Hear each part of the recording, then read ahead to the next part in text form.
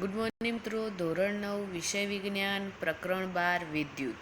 તો મિત્રો આજે આપણે આ ચેપ્ટરમાં આગળના ટોપિક ઉપર જઈશું. તો આજનો ટોપિક છે આવૃત્તિ. તો આવૃત્તિ જોતા પહેલાં આપણે દોલનો વિશે ચર્ચા કરીશું. દોલન કોને કહી શકાય? દોલન એટલે શું? તો દોલન એટલે દબાણમાં ક્રમિક આવતા ફેરફારને એક દોલન કહે છે. બરાબર. એક દોલન એટલે કે એકમ સમયમાં દોલનોની સંખ્યા, જેટલા દોલનો થયા હોય એને શું કહી શકાય? આવૃત્તિ કહી શકાય. તો આવૃત્તિ સમજવા માટે દોલનોને સમજવું જરૂરી છે. દોલન એટલે શું? તો ધારો કે આપણે ઉદાહરણ કહ્યું હતું કે ધારો કે કોઈ દોરી ઉપર દડો કે કોઈ વસ્તુ લટકાવેલું હોય, જેમ કે લોલક. ઉદાહરણ તરીકે લોલક. તો લોલકને એક સાઈડથી એ દોરી જે વસ્તુ લટકાવેલી છે એ વસ્તુને એક સાઈડથી છોડી દેવામાં આવે છે. તો એ જેટલી ગતિ કરીને પાછી બીજી સાઈડ જઈને પાછી એની એ જ મૂળ સ્થિતિ ઉપર આવે ત્યારે એક દોલન પૂર્ણ થયું કહેવાય. બરાબર. એવા એકમ સમયમાં કેટલા દોલનો થાય છે, એ દોલનોની સંખ્યા કેટલી થાય છે, એ દોલનોની જે સંખ્યા થાય, 1 દોલન, 2 દોલન, 3 દોલન, 4 દોલન, બરાબર, તો એ સંખ્યાને શું કહી શકાય છે? આવૃત્તિ કહી શકાય છે. ઓકે. તો આવૃત્તિ કોને કહી શકાય? આવૃત્તિની વ્યાખ્યા લખવી હોય તો એકમ સમયમાં થતા દોલનોની સંખ્યાને શું કહી શકાય? આવૃત્તિ કહી શકાય. ઓકે. આ થઈ આવૃત્તિની વ્યાખ્યા. આવૃત્તિનું સૂત્ર લખવું હોય તો વ્યાખ્યા ઉપરથી જ સૂત્રો લખી શકાય. જે ભૌતિક રાશિની આગળ એકમ શબ્દ આવતો હોય એ હંમેશા ક્યાં આવશે? છેદમાં. અને બીજી જે ભૌતિક રાશિ છે એ ક્યાં આવશે? અંશમાં. તો અહીંયા એકમ શબ્દ સમયની આગળ આવે છે એટલે સમય આવશે છેદમાં, અને દોલનોની સંખ્યા એ બીજી અલગ ભૌતિક રાશિ છે એ ક્યાં આવશે? અંશમાં. આ એટલે આવૃત્તિ બરાબર શું થશે? દોલનોની સંખ્યા ભાગ્યા સમય. આ એનું સૂત્ર થશે. બરાબર. ઓકે. હવે આવૃત્તિનું એકમ લખવું છે. તો દોલનોની સંખ્યા, ધારો કે 1 દોલન આપણે લઈએ છીએ, 1 દોલન સમય બરાબર આપણે એસ લઈએ છીએ, એટલે એનું એકમ શું થશે? 1/સેકન્ડ. એને સેકન્ડની -1 પણ લખી શકાય. આવૃત્તિનો એસઆઈ એકમ આપણે જોવા જઈએ. એસઆઈ એકમ છે હર્ટ્સ, જેને હર્ટ્સ નામની યાદમાં, હર્ટ્સ નામના વૈજ્ઞાનિક હતા એમની યાદમાં હર્ટ્સ HZ તરીકે આપણે એને લખી શકીએ છીએ. આવૃત્તિનો એકમ SQ-MCQમાં પૂછાઈ શકે છે. યાદ રાખવાનું કે આવૃત્તિનો એસઆઈ એકમ કયો? તો હર્ટ્સ HZ એની સંજ્ઞા છે, જેને હર્ટ્ઝ નામના વૈજ્ઞાનિકની યાદમાં રાખેલો છે. ઓકે. આગળ જઈએ તો એના આપણે ઉદાહરણ જોઈએ. તો ઉદાહરણ તરીકે આપણે જોયું કે દોલનોની સંખ્યા, એકમ સમયમાં થતા દોલનોની સંખ્યાને આવૃત્તિ કહે છે. તો ઉદાહરણ જોઈએ આપણે તો એના ઉપરથી ખબર પડશે કે કોને આવૃત્તિ કહી શકાય. તો સમજો, ઉદાહરણ એક અહીંયા આપણને આપ્યું છે કે 2 દોલનો પૂર્ણ કરવા સમય 2 સેકન્ડ લાગે છે. તો એનો આવૃત્તિ ગણવી હોય તો આવૃત્તિ બરાબર શું હતું? દોલનોની સંખ્યા ભાગ્યા સમય. દોલનોની સંખ્યા અહીંયા આપણને શું આપી છે? 2 દોલનો પૂર્ણ કરવા, એટલે કે દોલનોની સંખ્યા 2 છે, ભાગ્યા સમય 2 સેકન્ડ લાગે છે, એટલે ભાગ્યામાં સમય પણ કેટલો આવશે? 2 આવશે. 2 ઉડી જશે એટલે શું આવશે? 1 આવશે. 1 હર્ટ્ઝ એ એની શું થઈ કહેવાય? આવૃત્તિ થઈ કહેવાય. બરાબર. ચલો ઉદાહરણ 2 જોઈએ. તો એમાં આપણને આપ્યું છે કે 50 દોલનો પૂર્ણ કરવા સમય 25 સેકન્ડ લાગે છે. તો દોલનોની સંખ્યા કેટલી છે? 50. તો એ અંશમાં આવશે. અને સમય કેટલો છે? તો 25 સેકન્ડ. એ ક્યાં આવશે? છેદમાં. છેદ ઉડાડીએ તો 25 દુ 50, એટલે કેટલા આવશે? આવૃત્તિ બરાબર 2 હર્ટ્ઝ. બરાબર છે. આવૃત્તિને ગ્રીક અક્ષર ન્યુ વડે દર્શાવવામાં આવે છે, જેને સ્મોલ વી જેવો અક્ષર આપણને દેખાય છે, જેને આપણે ગ્રીક અક્ષરમાં શું કહીએ છીએ? ન્યુ. બરાબર. ન્યુ વડે દર્શાવી શકાય છે. કોને? આવૃત્તિને. બરાબર. આગળ જઈએ તો આવૃત્તિ પછી આવે છે આવર્તકાળ. કોને જ કહી શકાય આવર્તકાળ? તો એક દોલન માટે જેટલો સમય લાગે તેને આવર્તકાળ કહે છે, જેને કેપિટલ ટી વડે દર્શાવવામાં આવે છે. ફરીથી, એક દોલન માટે જેટલો સમય લાગે, બરોબર. આવૃત્તિમાં શું હતું કે એકમ સમયમાં દોલનોની સંખ્યા આ એનાથી વિરોધી છે, બરોબર. જેટલા દોલનો છે એ દોલનો પૂર્ણ કરવા માટે કેટલો સમય લાગે છે એને શું કહી શકાય છે? આવર્તકાળ, બરોબર. તો આવર્તકાળને કેપિટલ ટી વડે દર્શાવવામાં આવે છે.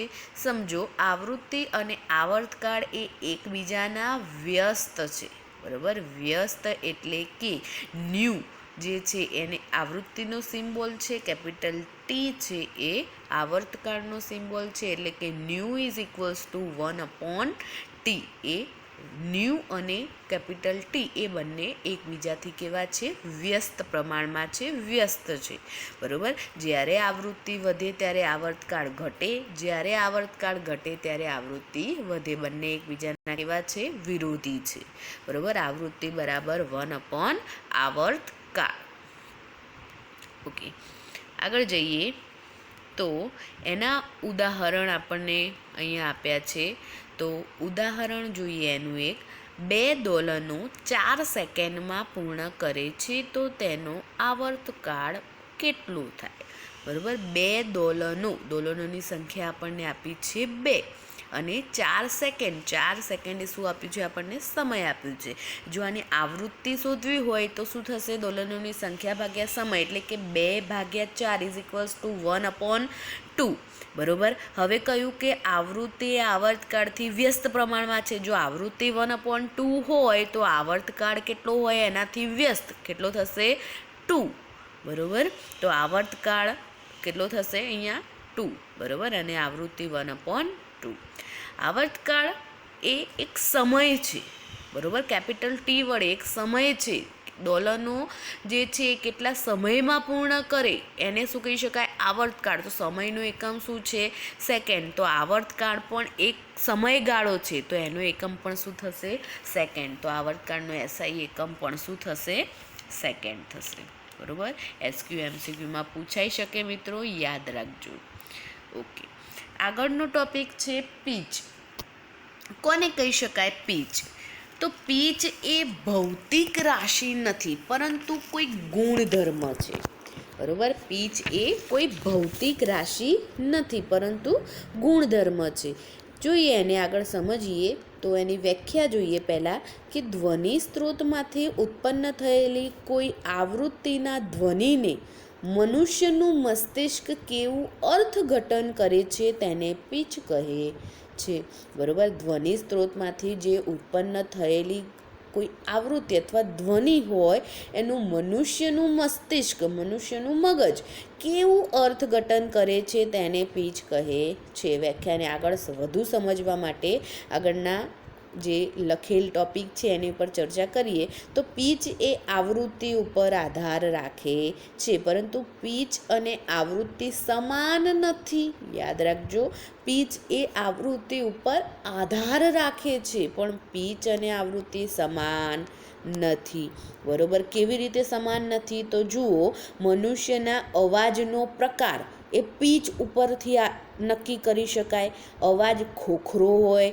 તીણો હોય, બરોબર, ઘેરો અવાજ હોય, તો આવા અવાજો છે એ પીચ ઉપર આધારિત છે, બરોબર. પીચ પરથી નક્કી કરી શકાય કે અવાજ ઘેરો છે, તીણો છે કે ખોખરો છે, બરોબર. આગળ જઈએ તો અહીંયા આપણને એક આલેખો આપ્યા છે, દોલનોના આલેખો આપ્યા છે, બરોબર. દોલનો આપણને પહેલા આલેખમાં શું જણાવે છે? તો દોલનો ઓછા છે, બરોબર. બીજા આલેખમાં શું દર્શાવે છે? તો દોલનો કેવા છે? વધારે સંખ્યામાં છે, બરાબર, પહેલાં આલેખમાં શું છે, ઓછી સંખ્યામાં દોલનો બતાવ્યા છે. બીજા આલેખમાં શું બતાવ્યું છે, વધારે સંખ્યામાં આલેખો બતાવ્યા છે. બરાબર, તો જ્યાં દોલનો ઓછા ત્યાં આવૃત્તિ ઓછી, પીચ ઓછી, અને જો આવૃત્તિ અને પીચ ઓછી હોય તો એનો અવાજ કેવો હોય, ઘેરો અવાજ હોય. કેવો હોય, ઘેરો અવાજ હોય. જ્યારે દોલનો વધારે તો આવૃત્તિ પણ વધારે અને પીચ પણ વધારે. જો આવૃત્તિ અને પીચ વધારે હોય તો અવાજ કેવો હોય, તીણો હોય. બરાબર, યાદ રાખજો, જો દોલનો ઓછા, આવૃત્તિ ઓછી, પીચ ઓછી, ઘેરો અવાજ. બરાબર, દોલનો વધારે, આવૃત્તિ વધારે, પીચ વધારે તો તીણો અવાજ. એમસીક્યુમાં પૂછાઈ શકે છે, યાદ રાખજો. બરાબર, ઓકે, આગળ જઈએ. તો પીચના માપન માટે કોઈ સાધન કે યંત્ર હોતું નથી. તે મનુષ્યના મગજમાં થતી અનુભૂતિ છે. તે કોઈ ભૌતિક રાશિ પણ નથી. બરાબર, એ પીચ છે, અવાજ છે, એને સમજવા માટે કોઈ યંત્ર હોતું નથી. એ મનુષ્યનું મગજ કેવું સંભળાય છે, કેવો અર્થઘટન કરે છે, બરાબર, એના ઉપર આધારિત હોય છે. બરાબર, જે તરંગની આવૃત્તિ ઓછી હોય તેની પીચ ઓછી અને અવાજ કેવો હોય, ઘેરો હોય. બરાબર, ગળા ઉપર તમે જો હાથ રાખીને જોશો તો તમને ખબર પડશે કે ધ્રુજારી થશે તો ઘેરો અવાજ હશે. બરાબર, ધ્રુજારી ઓછી થશે એટલે કે તીણો અવાજ હશે. બરાબર, તીણો અવાજમાં ધ્રુજારી ઓછી થાય છે એટલે ધ્રુજારી અનુભવાતી નથી. બરાબર, પણ ઘેરો અવાજ કાઢીને બોલવાનો ટ્રાય કરશો તો ગળા ઉપર તમને ધ્રુજારી અનુભવાશે. બરાબર, આ શું છે, પીચ ગુણધર્મ છે. બરાબર, જે તરંગની આવૃત્તિ વધારે તેની પીચ વધુ અને અવાજ તીણો. પીચના માપન માટે કોઈ સાધન કે યંત્ર હોતું નથી, કે તે કોઈ ભૌતિક રાશિ પણ નથી. તે મનુષ્યના મગજની અનુભૂતિ છે. બરાબર, ઓકે, આગળના ટોપિક ઉપર જઈએ. તો કંપ વિસ્તાર અને પ્રસરણ. કોને કહી શકાય, કંપ વિસ્તાર? તો જેટલા વિસ્તારમાં કંપન થાય છે એને કહી શકાય કંપ વિસ્તાર. બરાબર, નામ ઉપરથી જ આપણે એની વ્યાખ્યા આપી શકીએ છીએ. કંપ વિસ્તાર કોને કહેવાય? તો જેટલા વિસ્તારમાં કંપન થાય છે એને આપણે શું કહીશું, કંપ વિસ્તાર. તમને અહીંયા આલેખ એક દર્શાવ્યો છે જેમાં એક દોલન, બરાબર, શૃંગ અને ગર્ત, એક દોલન દર્શાવેલું છે. કોને કહી શકાય કંપ વિસ્તાર? તો તરંગની કોઈ એક બાજુએ રહેલા મહત્તમ વિક્ષોભના સરેરાશ મૂલ્યને તે તરંગનો શું કહી શકાય છે, કંપ વિસ્તાર કહે છે. બરાબર, ફરીથી, તરંગની કોઈ એક બાજુએ કાં તો ઉપરનું શૃંગ કાં તો નીચેનું ગર્ત. બરાબર, એટલે કે કોઈ એક જ બાજુએ રહેલા મહત્તમ વિક્ષોભના, મહત્તમ વિક્ષોભ એટલે કે આપણે કહ્યું હતું સંગનન, મહત્તમ સંગનન, પછી વિગનન મૂળ સ્થિતિ, પછી વિગનન મહત્તમ વિગનન. બરાબર, એટલે કે સૌથી ઉપરનો ટોચનો જે ભાગ છે, જો ઉપરની સાઈડ હોય તો ત્યાં મહત્તમ સંગનન હશે. જો નીચેની સાઈડ હશે તો ત્યાં શું હશે, મહત્તમ વિગનન હશે. બરાબર, તો મહત્તમ એ સંગનન વિગનન એક પ્રકારના શું છે, ડિસ્ટર્બન્સ છે, વિક્ષોભ છે. બરાબર, તો મહત્તમ વિક્ષોભ ઉપરના લો તો મહત્તમ સંગનન, નીચેની સાઈડ લો તો મહત્તમ વિગનન. બરાબર, પણ સંગનન અને વિગનન એક પ્રકારના શું છે, વિક્ષોભ છે. તો મહત્તમ વિક્ષોભના સરેરાશ મૂલ્ય અને તે તરફનો કંપ વિસ્તાર કહે છે. બરાબર, તરંગની કોઈ એક બાજુએ રહેલા મહત્તમ વિક્ષોભના સરેરાશ મૂલ્ય અને તે તરફનો કંપ વિસ્તાર કહે છે. અને કંપ વિસ્તારને કેપિટલ A વડે દર્શાવી શકાય છે. બરાબર, કંપ વિસ્તાર વિશે આપણે અહીંયા માહિતી મેળવી. આગળ જઈએ. તો કંપ વિસ્તારનો એકમ એ ઘનતાના એકમ બરાબર જ છે. ઘનતાનું એકમ છે કિલોગ્રામ પ્રતિ મીટરનો ઘન. બરાબર, મીટરનો શું થશે, ઘન થશે. બરાબર, તો જોઈએ તો કિલોગ્રામ ભાગ્યા મીટરનો ઘન છે, ત્યાં આપણે 1 મીટરને છૂટો પાડ્યો છે, મીટર ઇન્ટુ મીટર સ્ક્વેર લખ્યું છે. બરાબર, મીટરનો ઘન જ લખ્યો છે, પણ મીટર 3 હતા એવા આપણે 1 મીટરને છૂટા પાડીને મીટરનો સ્ક્વેર લખ્યો છે. બરાબર, કેમ એવું લખ્યું છે? તો કિલોગ્રામ પ્રતિ મીટર બરાબર ન્યૂટન લખી શકીએ આપણે. બરાબર, કિલોગ્રામ પ્રતિ મીટર, અહીંયા હું દોરું છું, અહીંયા કિલોગ્રામ પ્રતિ મીટર બરાબર આપણે શું લખી શકીએ? ન્યૂટન. ન્યૂટન અને ભાગ્યા બીજા મીટર સ્ક્વેર તો હતા જ, એટલે ન્યૂટન પ્રતિ મીટર સ્ક્વેર અહીંયા આપણે લખી શકીએ. બરાબર, તો કંપ વિસ્તારનો એકમ આપણે શું લખી શકીએ? કિલોગ્રામ પ્રતિ મીટરનો ઘન. મીટરને છૂટા પાડો એટલે metre into metre square is equals to kilometre ભાગ્યા મીટરને આપણે ન્યૂટન લખી શકીએ. નીચે મીટર સ્ક્વેર તો હતું જ, એટલે ન્યૂટન પ્રતિ મીટર સ્ક્વેર. તો કંપ વિસ્તારનો એકમ આપણે શું લખી શકીએ? ન્યૂટન પ્રતિ મીટર સ્ક્વેર. કિલોમીટર પ્રતિ મીટર ક્યુબ લખીએ તો પણ સાચું છે, અને એને છૂટા પાડીને ન્યૂટન પ્રતિ મીટર સ્ક્વેર લખીએ તો પણ સાચું કહી શકાય. આગળ જઈએ તો કંપ વિસ્તારની મદદથી તમને પ્રબળતા નક્કી કરી શકાય. બરાબર, કંપ વિસ્તાર વિશે આપણે શીખી ગયા. હવે પ્રબળતા શું છે? બરાબર, પ્રબળતા એટલે આપણે સામાન્ય ભાષામાં પ્રબળતા એટલે કે ધીમેથી અથવા ઓછું, આપણે ધારો કે બોલીએ છીએ, ધીમેથી બોલીએ છીએ અને થોડું જોરથી બોલીએ છીએ. બરાબર, તો એની ધ્વનિની પ્રબળતા થઈ કહેવાય. ઓછી ધ્વનિ, વધુ ધ્વનિ.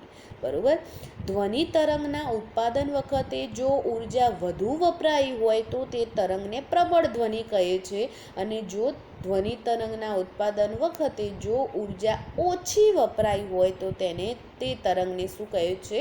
મૃદુ ધ્વનિ કહે છે. બરાબર, પ્રબળતા એટલે કે ધીમેથી બોલીએ તો ધીમેથી બોલવા માટે આપણે ઉર્જાનો ઉપયોગ ઓછો કરવો પડે છે, જ્યારે વધુથી બોલવા માટે ઉર્જાનો ઉપયોગ આપણને વધુ કરવો પડે છે. બરાબર, તો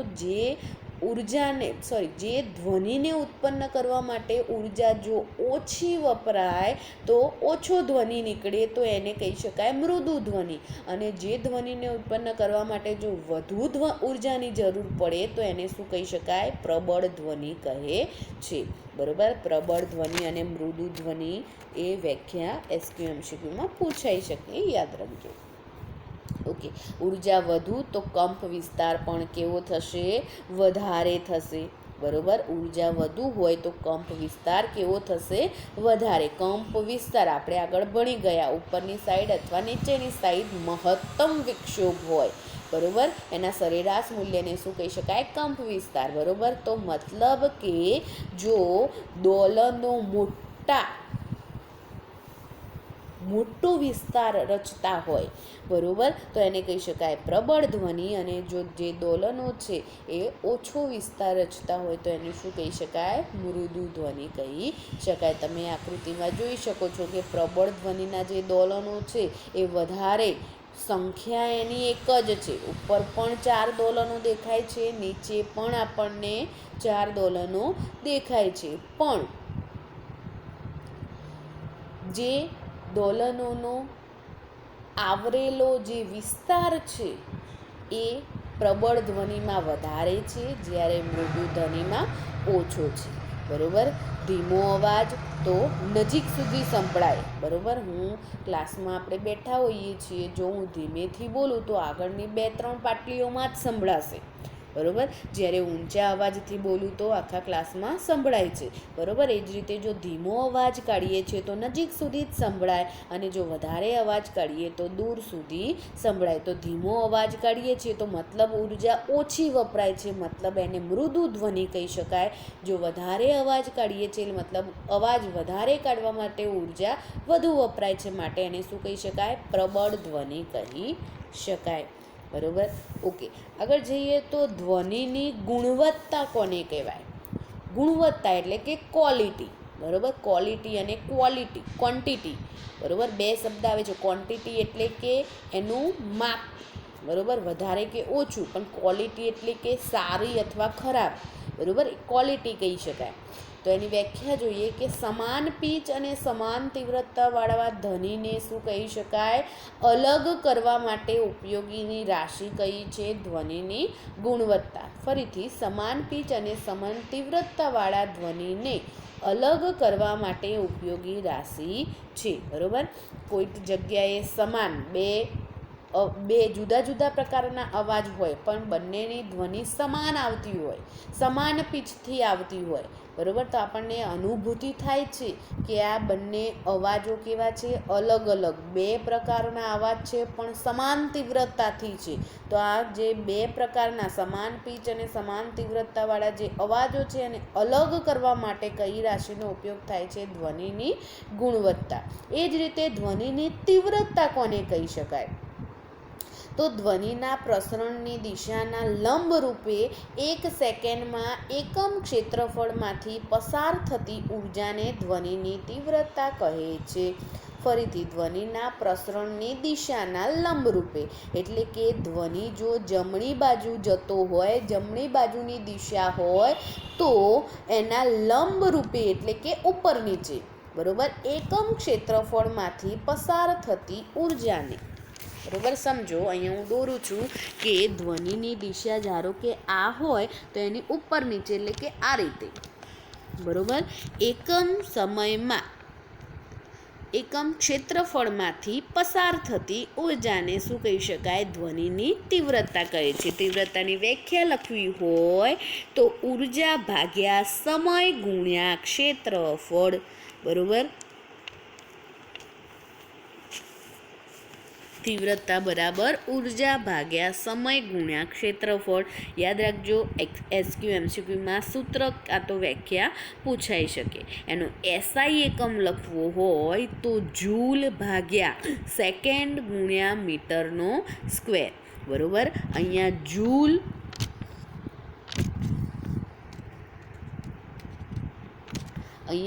જૂલ છે તો જૂલ અને સેકન્ડ, બરાબર, બરાબર આપણે વોલ્ટ પણ લખી શકીએ. જૂલ પ્રતિ સેકન્ડ બરાબર વોલ્ટ આપણે આગળ ભણી ગયા, બરાબર. તો જૂલ પ્રતિ સેકન્ડ બરાબર વોલ્ટ લખી અને છેલ્લે મીટર સ્ક્વેર તો છે જ ભાગ્યામાં, તો એને વોલ્ટ ભાગ્યા મીટર સ્ક્વેર લખી શકાય, બરાબર. મીટર સ્ક્વેરને ઉપર લઈ જઈએ તો ભાગાકારમાં છે ડબલ્યુ ઇન્ટુ વોલ્ટ ઇન્ટુ મીટરની -2 પણ લખી શકાય, બરાબર. ખબર પડે છે એસઆઈ એકમ એનો આવો છે, જૂલ પ્રતિ સેકન્ડ ગુણ્યા મીટરનો સ્ક્વેર. તો જૂલ ઇન્ટુ સેકન્ડને આપણે વોલ્ટ પણ લખી શકીએ, આપણે આગળના ચેપ્ટરોમાં ભણી ગયા, બરાબર. જૂલ પ્રતિ સેકન્ડને શું લખી શકીએ? વોલ્ટ, જે પાવરનો એસઆઈ એકમ છે, બરાબર. વોલ્ટ ભાગ્યા મીટર સ્ક્વેર લખી શકાય, જેને ડબલ્યુ ઇન્ટુ મીટરની -2 વડે પણ દર્શાવી શકાય, બરાબર. તીવ્રતા અને પ્રબળતા સમાનાર્થી નથી, બરાબર. સમજી ગયા તીવ્રતા અને પ્રબળતા વિશે? તો પ્રબળતાને કોને કહી શકાય? તો જ્યારે ધ્વનિ સમાન તીવ્રતાના પણ હોઈ શકે છતાં પણ આપણે તેને સાંભળી શકીએ છીએ, કારણ કે આપણા કાન વધુ પ્રબળતા માટે વધુ સંવેદનશીલ હોય છે, બરાબર. પ્રબળતા, જો તીવ્રતા અને સમાન પીચથી આવતા બે ધ્વનિ હોય તો પણ આપણા કાન એને અલગ અલગ રીતે સાંભળી શકે છે. આપણને ખબર પડે છે કે આ બે ધ્વનિ અલગ અલગ છે, બરાબર. એ કોના લીધે? તો પ્રબળતાના લીધે, કારણ કે આપણા કાન જે છે એ વધુ પ્રબળતાની ધ્વનિ માટે સંવેદનશીલ છે, બરાબર. સાંભળી શકે છે વધારે ધ્વનિ માટે, બરાબર. જ્યારે ધ્વનિ સમાન તીવ્રતામાં પણ હોઈ શકે છે છતાં પણ આપણે તેને સાંભળી શકીએ છીએ, કારણ કે આપણા કાન વધુ પ્રબળતા માટે વધુ સંવેદનશીલ હોય છે. ઓકે, આગળ જઈએ તો ધ્વનિની ગુણવત્તા, બરાબર. ગુણવત્તા કોને કહી શકાય? બરાબર, જો અહીંયા આપણે તીવ્રતા, ગુણવત્તા, બરાબર, પ્રબળતા, આ બધા શબ્દો મિક્સ થઈ જાય એવા છે, એટલે ખાસ ધ્યાન રાખજો. ધ્વનિની ગુણવત્તા કોને કહી શકાય? તો શાંત ગીતો અથવા રોકિંગ ગીતો એનું ઉદાહરણ છે, બરાબર. આપણે શાંત ગીતો સાંભળીએ, બરાબર, અને રોકિંગ ગીતો સાંભળીએ તો એમાં શું ફરક હોય છે? તો શાંત ગીતો છે એ સુખદ અનુભવ કરાવે છે, જેને સારી ધ્વનિ કહી શકાય, બરાબર. સુખદ અનુભવ જો ન કરાવે તો એની ગુણવત્તા કેવી હોય? ઓછી હોય, બરાબર. જ્યારે એક જ પ્રકારની આવૃત્તિથી બનતા ધ્વનિને ટોન કહે છે અને જુદી જુદી આવૃત્તિથી બનતા ધ્વનિને શું કહે છે? સ્વર કહે છે. યાદ રાખજો, ટોન અને સ્વર ધ્વનિ કોને કહી શકાય? તો જ્યારે એક જ પ્રકારની આવૃત્તિથી બનતા ધ્વનિને ટોન કહે છે અને જુદી જુદી આવૃત્તિથી બનતા ધ્વનિને શું કહે છે? સ્વર કહે છે, બરાબર. શાંત ગીતો એટલે કે સુખદ અનુભવ કરાવે એટલે એને શાંત ગીતો કહેવાય છે, જેની ગુણવત્તા કેવી હોય? વધારે હોય. અને જો સુખદ અનુભવ ન કરાવે, બરાબર, શોર શરાબા જેવું લાગે, બરાબર, તો એ સુખદ અનુભવ કરાવતા નથી ગીતો અને એની ગુણવત્તા કેવી હોય છે? ઓછી હોય છે, બરાબર. તો આ થઈ ધ્વનિના ગુણવત્તા વિશે વાત. તો અહીંયા આપણું ધ્વનિનું જે ચેપ્ટર છે એના બધા જ ટૉપિક પૂર્ણ થાય છે. ધ્વનિ ચેપ્ટર આપણે અહીંયા પૂર્ણ કરીએ છીએ. નેક્સ્ટ લેક્ચરમાં નવા કોઈ ચેપ્ટર સાથે મળીશું. ઓકે, થેન્ક યુ મિત્રો.